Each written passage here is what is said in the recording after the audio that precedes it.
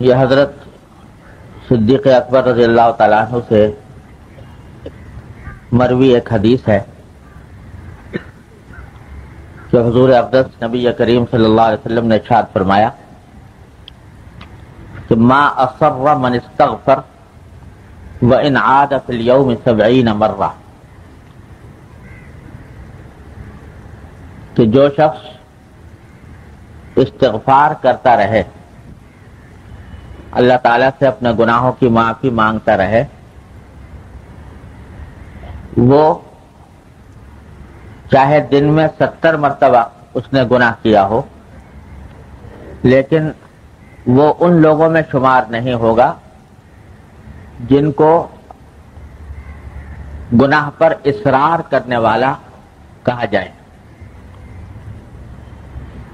تفصیل اس کی یہ ہے کہ ایک جگہ قرآن کریم میں اللہ جل جلالہ نے ارشاد فرمایا ہے اپنے نیک بندوں کا ذکر کرتے ہوئے، اپنے ان بندوں کا جو اللہ تبارک و تعالیٰ کے ہاں مقبول ہیں، ان کا ذکر کرتے ہوئے فرمایا والذین اذا فعلوا فاحشۃ او ظلموا انفسهم ذکروا اللہ فاستغفروا لذنوبهم ولم يصروا على ما فعلوا وهم يعلمون، کہ یہ وہ لوگ ہیں کہ اگر کبھی ان سے کوئی بے حیائی کا کام ہو جائے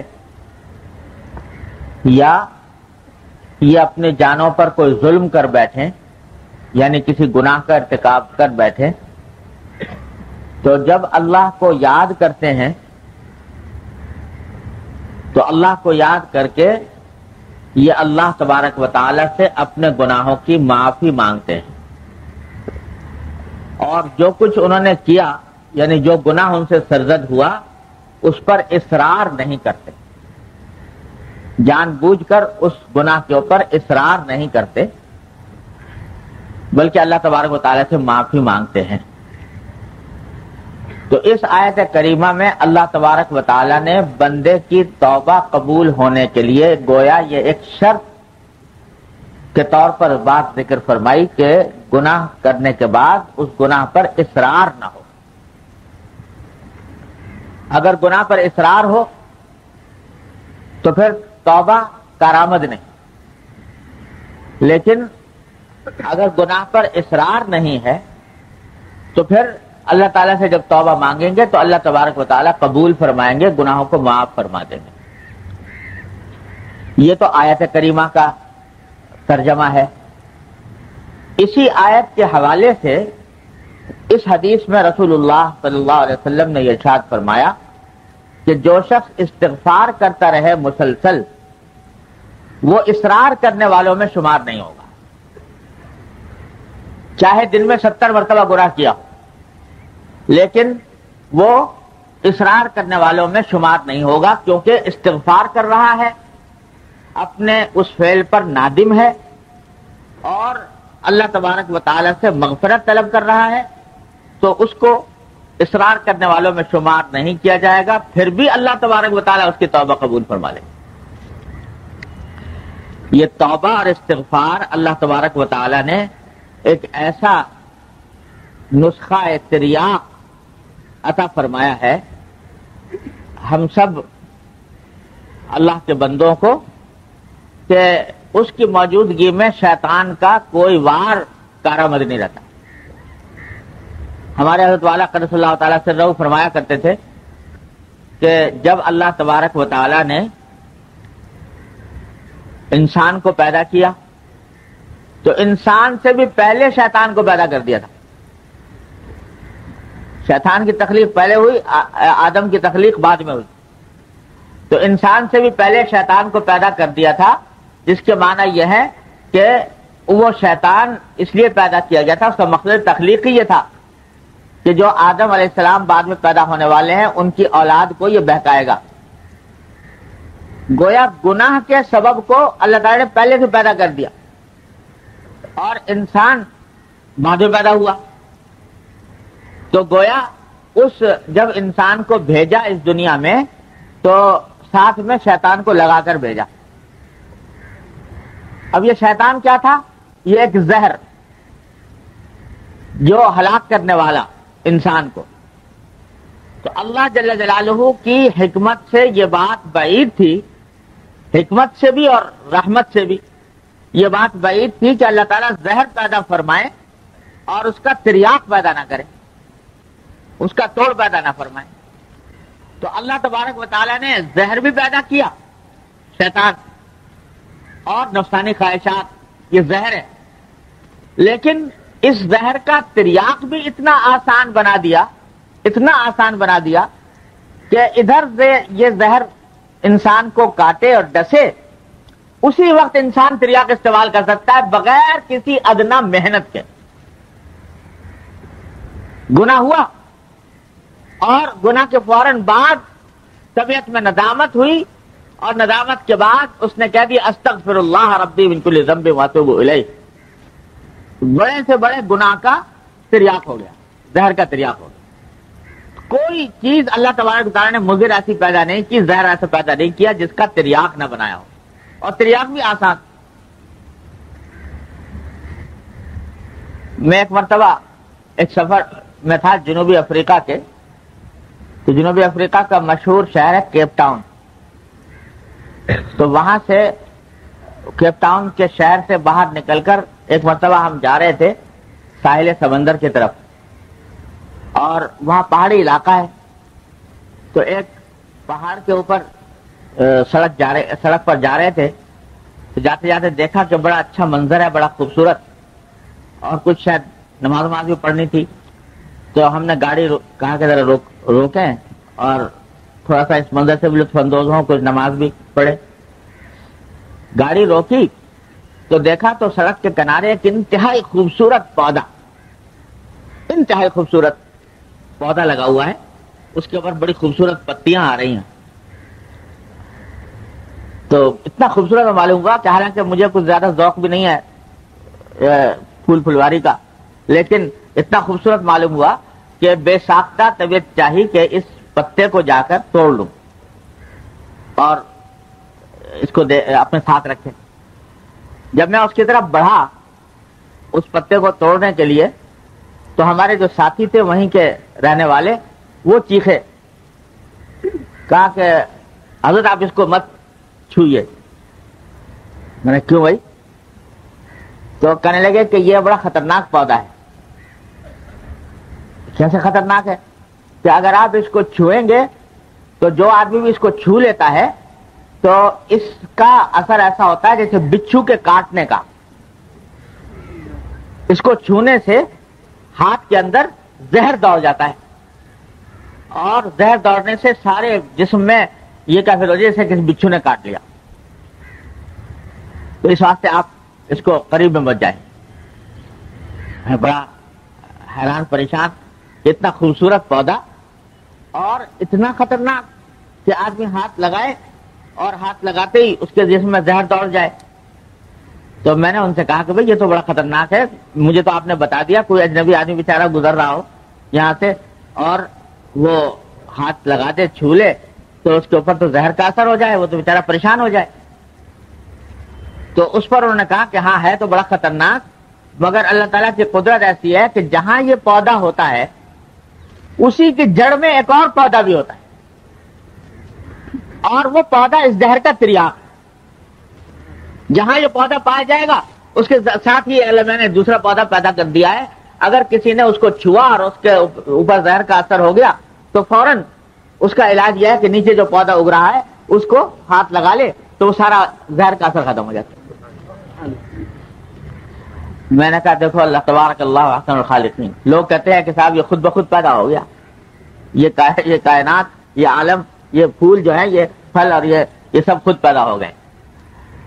تو میں نے کہا یہ بہترین اللہ تعالیٰ نے مثال دے رکھی ہے گناہوں کی اور توبہ کی، گناہوں کی اور استغفار کی. کہ یہ گناہ جو ہیں دیکھنے میں بڑے خوش منظر، بڑا دلاویز، انسان کا دل ان کی طرف مائل ہوتا ہے، انسان کا دل اس کی طرف لپکتا ہے، لیکن خاصیت ان کی ایسی زہریلی کہ اگر ان کو آدمی اس طرح کر لے، وہ گناہ کا ارتکاب کر لے، تو اس کے نتیجے میں انسان جو ہے اس کے اوپر زہر چڑھ جاتا ہے، اور ایسا زہر چڑھتا ہے کہ اللہ تعالیٰ سے محفوظ رکھے. لیکن ساتھ ہی اللہ تبارک و تعالیٰ نے تریاق بھی پیدا فرما رکھا ہے، اور تریاق بھی اتنا آسان، جیسے وہاں کہ تریاق کے لیے کہیں دور جانے کی ضرورت نہیں، وہیں جڑ میں نکلا ہوا ہے۔ اسی طریقے سے ہر گناہ کا تریاق اللہ تبارک و تعالیٰ نے اتنا آسان بنا رکھا ہے کہ جب چاہو، جہاں چاہو، جس طرح چاہو اس تریاق کو استعمال کر لو۔ استغفر اللہ ربی من کل ذنب واتوب الیہ، اللہ دل سے کہہ دو، ندامت کے ساتھ، پشیمانی کے ساتھ کہ یا اللہ یہ غلطی ہو گئی، یہ مجھ سے گناہ سرزد ہو گیا، اور آئندہ کے لیے اپنی طرف سے عزم کرتا ہوں، ارادہ کرتا ہوں جب آئندہ یہ گناہ نہیں کروں گا۔ جب ایک مرتبہ یہ دل سے کہہ دیا، اللہ تعالیٰ کی طرف رجوع ہو گئے، کتنا ہی بڑے سے بڑا پہاڑ گناہ ہو اللہ تعالیٰ نے ڈھیر کر دیا۔ اور یہ دروازہ کھلا رکھا ہے، التائب من الذنب کمن لا ذنب لہ، کہ جو ایک مرتبہ توبہ کر لے تو وہ ایسا ہو گیا جیسے کہ گناہ کبھی کیا ہی نہیں۔ اور دروازہ کھلا ہے، کھلا ہے، کب تک کھلا ہے؟ جب تک کہ سکرات الموت طاری نہ ہو جائیں، نزع کی کیفیت نہ آ جائے، اس وقت تک یہ دروازہ کھلا ہوا ہے۔ تو بھائی یہ اللہ تبارک و تعالیٰ نے استغفار اور توبہ ایسی چیز بنائی ہے کہ اس سے بڑے گناہوں کے پہاڑ جو ہیں وہ منہدم ہو جاتے ہیں آن واحد۔ تو ہمارے حضرت فرماتے تھے، اللہ تعالیٰ ان کے درجات بلند فرمایا کرتے تھے کہ بھائی یہ جتنا گناہ ہے نا، یہ بھی آخر کس نے پیدا کیے؟ پیدا کرنے والے تو اس کے اللہ جل جلالہ ہی ہے۔ خالق خیر بھی وہ ہیں، خالق شر بھی وہ ہیں۔ تو ثواب کے پیدا کرنے والے بھی وہی، عذاب کے پیدا کرنے والے بھی وہی، نیکی کے پیدا کرنے والے بھی وہی، گناہ کے پیدا کرنے والے بھی وہی۔ پیدا تو انہوں نے کیا ہے۔ یہ پیدا جو کیے گئے ہیں یہ کوئی بغیر مصلحت اور حکمت کے نہیں کیے گئے۔ انسان کو بھیجا ہی دنیا میں اس وقت جب یہ بات طے ہو گئی کہ اس میں غلطی کرنے کی صلاحیت ہے۔ اگر غلطی کرنے کی صلاحیت نہ ہوتی تو اس کو انسان کے تخلیق کا مقصد ہی فوت تھا۔ حضرت آدم علیہ السلام کو پیدا کیا، فرشتے کہہ رہے ہیں کہ یا اللہ کس کو آپ پیدا کر رہے ہیں؟ ایک ہم ہیں کہ صبح سے لے کے شام تک تسبیح میں، تقدیس میں، آپ کی حمد و ثنا میں لگے رہتے ہیں، اور ہم کبھی گناہ کر ہی نہیں سکتے، معصیت کر ہی نہیں سکتے، نافرمانی کا تصور ہی نہیں، اور ایک ایسی مخلوق کو آپ پیدا کر رہے ہیں کہ جس کے اندر گناہ کی صلاحیت ہے، جس کے اندر فساد کی صلاحیت ہے، دنیا میں فساد پھیلانے کی صلاحیت ہے۔ یہ مخلوق کیوں پیدا کی جا رہی؟ اللہ تبارک و تعالیٰ نے جواب میں فرمایا کہ انی اعلم ما لا تعلمون، تم نہیں جانتے، میں جانتا ہوں۔ اس مخلوق کو جو میں پیدا کر رہا ہوں تو میں ہی جانتا ہوں کہ یہ مخلوق کیوں پیدا کی جا رہی ہے۔ یہ اس لیے پیدا کی جا رہی ہے کہ تمہارے اندر گناہ کی صلاحیت نہیں، تم گناہ سے بچو گے تو تمہارا کوئی کمال نہیں۔ اور یہ مخلوق جو ہم پیدا کر رہے ہیں اس کے اندر ہم نے گناہ کے سارے تقاضے ودیت کیے ہیں۔ اس میں غصہ بھی ہے، اس میں شہوت بھی ہے، اس میں خواہشات نفس بھی ہیں، اس کو بھوک بھی لگتی ہے، اس کو پیاس بھی لگتی ہے، اس کے اندر سارے بشری تقاضے پیدا ہوتے ہیں۔ اور جس وقت یہ مخلوق ان سارے گناہ کے تقاضوں کو پامال کر کے ہماری عظمت کو مد نظر رکھتے ہوئے، ہمارے خوف کو مد نظر رکھتے ہوئے ان گناہوں کو چھوڑے گی تو اس وقت یہ تم سے بھی آگے نکل جائے گی، اس لیے پیدا کر رہے ہیں۔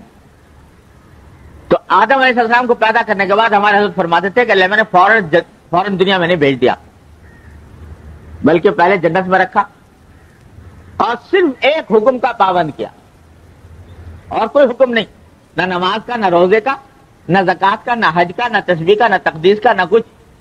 ایک حکم کیا کہ اس درخت کے پاس مت جانا، لا تقربوا هذه الشجرة، بس ایک حکم دیا۔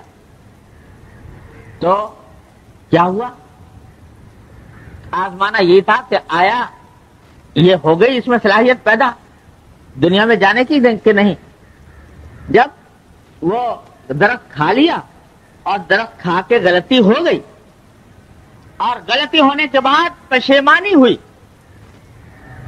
کہ اللہ یہ کیا ہو گیا، اور یہ بھی پتہ نہیں کہ اس پشیمانی کی حالت میں اس غلطی کا مداوع کیسے ہو، کیسے علاج کروں، کیا اس کا تدارک کیسے ہو۔ اس بے بسی کے عالم میں کہ یا اللہ یہ ہو گیا، ندامت ہے، شرم ہے، افسوس ہے، صدمہ ہے، یہ سب کچھ ہے، پتہ نہیں چل رہا کہ اب کیا کریں. تو اللہ تعالیٰ فرماتے ہیں چلو ہم تمہیں بتاتے ہیں کیا کرو. فَتَلَقَّىٰ آدَمُ مِن رَبِّهِ كَلِمَاتٍ، اللہ تعالیٰ نے آدم علیہ السلام کو کچھ کلمات سکھائے اس وقت. وہ کلمات کیا تھے؟ رَبَّنَا ظَلَمْنَا أَنفُسَنَا وَإِن لَّمْ تَغْفِرْ لَنَا وَتَرْحَمْنَا لَنَكُونَنَّ مِنَ الْخَاسِرِينَ. اے اللہ ہم نے اپنی جان پر ظلم کر لیا، اور اگر آپ معاف نہیں کریں گے، آپ رحم نہیں کریں گے تو ہم تو بڑا خسارے میں ہو جائیں گے. یہ استغفار کے یہ کلمات اللہ تبارک و تعالیٰ نے سکھائے آدم علیہ السلام. وہ کلمات جب کہے، استغفار کے کلمات، توبہ کے کلمات، اب ہمارے حضرت فرماتے ہیں، اللہ تعالیٰ فرماتے ہیں اب تم ہو گئے ہو اس قابل کہ تمہیں دنیا میں بھیجا جائے. تو اب دنیا میں بھیجا گیا کہ تمہارے ساتھ شیطان بھی لگا دیا، تمہارے ساتھ نفسانی تقاضے بھی لگا دیے، گناہ کے دائی بھی لگا دیے، اور ساتھ میں تریاق بھی بتا دیا ربنا ظلمنا انفسنا وان لم تغفر لنا وترحمنا لنكونن من الخاسرین. اب کہتے ہیں مسلح ہو کے جاؤ، اب تمہیں پوری طرح مسلح کر دیا گیا ہے دنیا کے اندر پیش آنے والے حالات کا مقابلہ کرنے کے لیے، اور علاج تمہیں بتا دیا، زہر بھی بتا دیا اور زہر کا تریاق بھی بتا دیا. اب جاؤ اور جا کر اپنے آپ کو اس شیطان کے اس بہکاوے سے بچانے کی کوشش کرو، کرتے رہو کرتے رہو کرتے رہو، لیکن جہاں کہیں یہ ڈس جائے تمہیں تو بس اس کا تریاق یہ ہے کہ ربنا ظلمنا انفسنا وان لم تغفر لنا وترحمنا لنكونن من الخاسرین.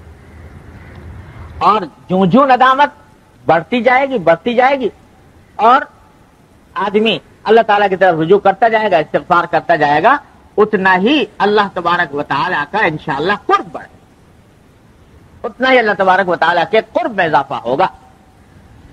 تو اس واسطے ہمارے حضرت فرمایا کرتے تھے کہ بھائی یہ گناہ جو ہے نا، یہ بھی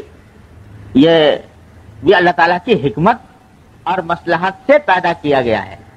یہ اس لیے پیدا کیا گیا ہے کہ اس سے بچنے کی کوشش کر کے تم اپنے درجات بلند کرتے چلے جاؤ، اور اتنا بلند کرو ان درجات کو گناہوں سے بچنے کی کوشش کر کے، اور اگر کبھی سرزد ہو جائے تو ندامت اور استغفار کر کے کہ تمہارا شمار ہو جائے توابین میں، جس کو قرآن کریم میں توابین اور اوابین میں تمہارا شمار ہو جائے. اتنا تو یہ گناہ در حقیقت دیکھنے میں بہت خراب چیز ہے، ہے ہی خراب، لیکن اگر کوئی انسان اپنے آپ کو اس گناہ سے بچانے کی کوشش میں لگا رہے اور توبہ اور استغفار